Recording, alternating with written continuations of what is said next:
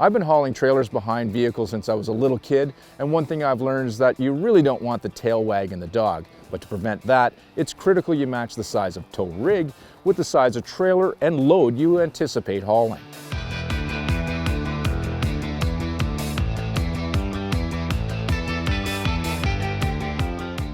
For us sledders, almost all of us require a trailer at some point to move our machines around. Now, some of our setups are huge, elaborate tow rigs, while others are simple two-place open trailers, along with everything in between. To help tell the story, we've assembled 3 trucks capable of hauling 3 different size loads. Now, these rigs are pretty typical of what's out there across all truck manufacturers, and the information we're talking about here is relevant no matter which brand you're loyal to.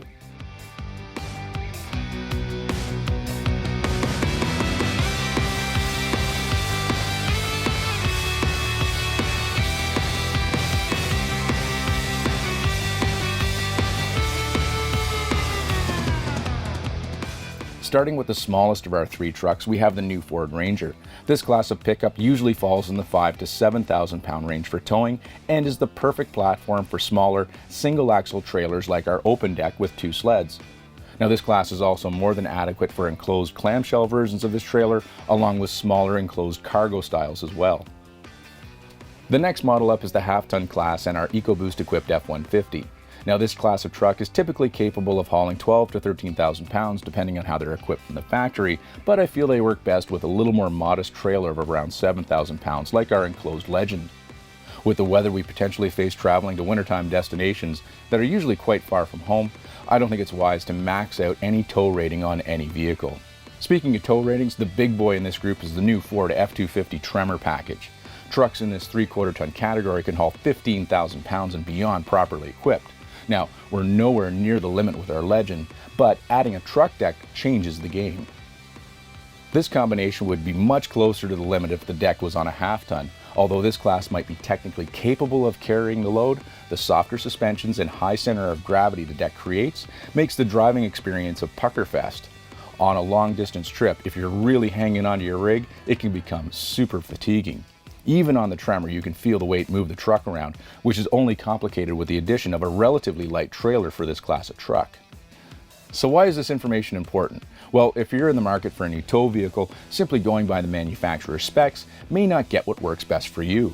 Knowing what you plan on towing or hauling is critical for choosing a tow rig, along with where that weight is placed, like way up high on a truck deck. You should also consider how often and how far you'll be towing a trailer. If towing is only a once-in-a-while thing for you, my experience suggests you can plan on pushing closer to your vehicle's maximum ratings. However, if you're the type to tow trailers a lot and for long distances, overspeccing your vehicle will make for a much more enjoyable driving experience.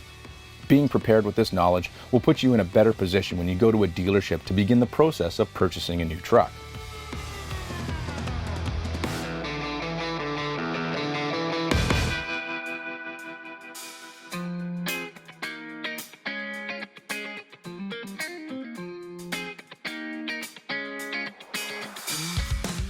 So from half ton to 3/4 ton, a lot of people don't know this, but the actual cab is the same. So the cab from the F-250 350 is the identical cab from the F-150.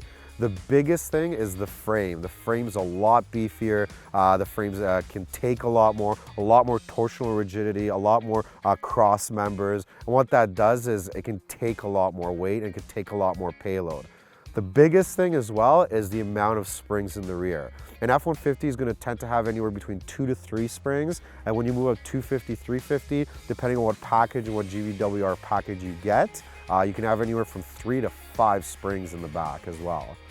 Actually, a great example is with sled decks. An F-150 and an F-250, the biggest difference will be payload. So if you put a sled deck and have a truck fully loaded, you'll notice that the truck does squat quite a bit, anywhere between 3 to 4 inches. And what that is because just the payload on top of the truck, and it's a very high center of gravity when you go with a sled deck, you'll notice that it does squat quite a bit. F-250 with its more payload, you're going to notice that it barely squats. Why that is it's meant to take that weight, and it'll actually drive better once those springs and shocks are compressed as well. with Ford and other manufacturers. In the 3/4 ton, you're always going to have a gas and you're always going to have a diesel. Every manufacturer has its own philosophy on it. Ford has had our 6.2 liter for about 10 years now. What they've done is they've created this new 7.3 gas motor. It's called the codename Godzilla. It's actually the biggest production cubic inch motor on the market right now. From there, you are going to move up to the diesel. The diesel, all new for this year. They've changed the mapping of the computer and actually now best in class 1,050 foot-pounds of torque. Everyone's going to be hovering between that 900 to 1,000 foot-pounds of torque. Everyone does a great job. It's basically who's the big king this year. I'm sure you've also noticed that all three of these rigs don't really look like stockers. Now the Tremor is a special model right off the assembly line, but the Ranger and F-150 have both been modified at the dealer. Big thing about the aftermarket world is it's a $4 billion a year industry, and a lot of it is basically personalizing. So everyone knows the Mustang, everyone knows snowmobiles, everyone wants to personalize, and that's why we have these funky colors on these snowmobiles. That's why the accessory catalog for snowmobiles is so great. Well, trucks should be the exact same. Everyone wants to personalize a truck on how they want it to look. In terms of, if I can go and have my tires, my lift kit, my exhaust, all these accessories put into my payment and make my life easier and get the dealership to do it and know that, hey, I have professional technicians that are doing this, I personally feel better, and I think the customer feels better about it as well.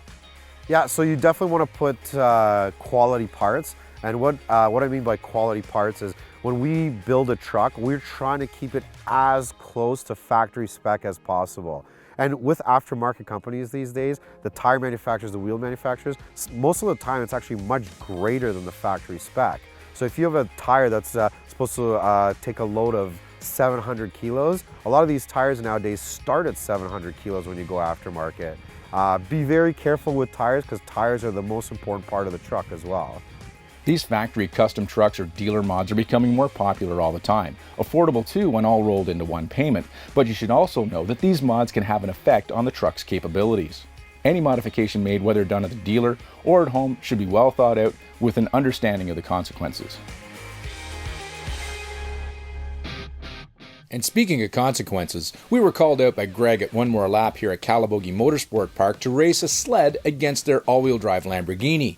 I think he's about to feel the consequences of his challenge.